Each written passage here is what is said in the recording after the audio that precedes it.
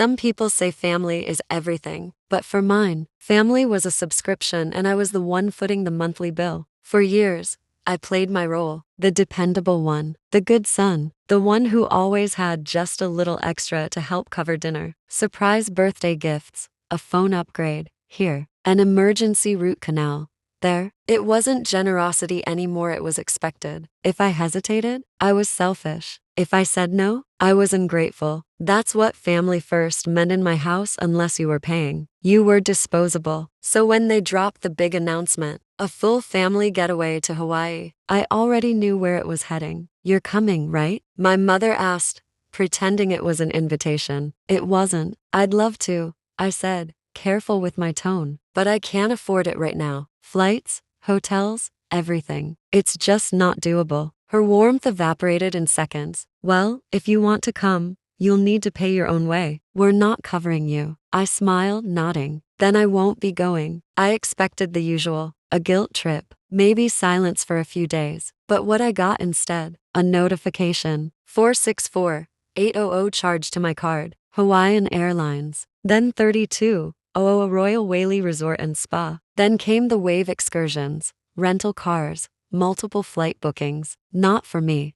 For them. For all of them. They used my card, the one I'd once used to book a hotel for them as a birthday gift. I'd saved it for convenience. They used it like it was theirs. Something in me finally cracked. I opened my banking app like it was a weapon. Click.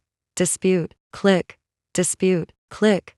Freeze card. And just like that, the island dream they built with stolen plastic vaporized. 30 minutes later, my phone buzzed. A text from my brother. They're denying our tickets. What did you do? My reply was instant. Just following your rule. I'm paying my own way. But that wasn't the end. The next day, I was sipping coffee in my kitchen, calm, collected when I heard the unmistakable click of a key in the front door. I had forgotten. Months ago, when my dad fixed a leaky toilet, I gave him a spare key, a gesture of trust. And now that key was being used like a crowbar. The door flew open. My father stormed in, red-faced, breathing like a bull. My brother right behind him, all folded arms and fake bravado. You're going to call the bank, my dad shouted, slamming the counter. You're going to fix this, right now. I didn't move. I didn't even blink. I lifted my phone, camera already recording, screen turned toward them. Leave now, I said, calm as glass. You're trespassing. You gave me that key, he barked. And I revoke that the day you committed fraud in my name. My brother stepped forward. You're seriously doing this over a vacation? I tilted my head. No, I'm doing this because I'm done being robbed by the people who claim to love me. They saw the red dot on the camera. And just like that, their rage turned to panic. You're filming us. Sure am.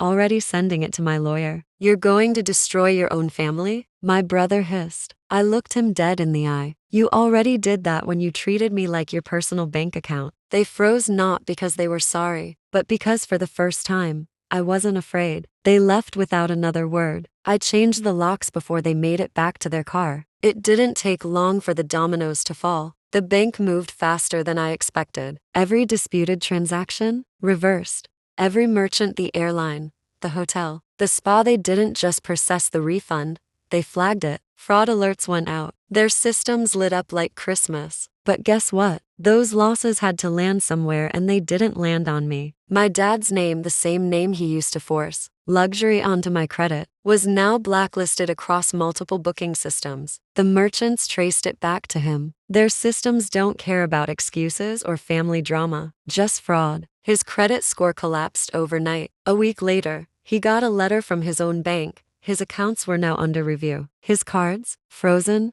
Access, denied. They couldn't even book a motel for the weekend. One swipe and the world said declined. But the avalanche didn't stop there. My brother, bless his loudmouth heart, decided to turn Facebook into his therapy session. He raged online about ungrateful kids these days and how modern parents get no respect. He painted himself the victim. Keyboard warriors cheered him on. But real life was watching. Someone at his job caught wind, and someone else, probably smarter, pulled the public police report. The one tied to a trespassing incident and a fraud investigation. He was dragged into a meeting not for a promotion, but for a reckoning. HR doesn't play when your private rage spills into public shame. He kept his job, barely, but the team he led, gone. His annual bonus, slashed. His credibility, burned to ash. And while he boiled with blame, there was nothing he could do. Because I wasn't on defense anymore. I was playing my own game and I had the rules. But the real plot twist came quietly. She never raised her voice, never chose sides, just watched, listened. My grandmother, my dad's mother, the only one in this entire mess who had never treated me like an obligation with a wallet. She called me. Her voice was soft, but her words hit like a gavel. Sweetheart, are you all right? I'm getting there, I told her. She paused. And then, I want you to know, I've changed the paperwork. Your father and your brother, they're out. The house, the property, the shares, they're yours now. You're the only one who's ever stood up. You're the only one who's earned it. I didn't know what to say, but she did. You've got a spine, darling. That's worth more than anything.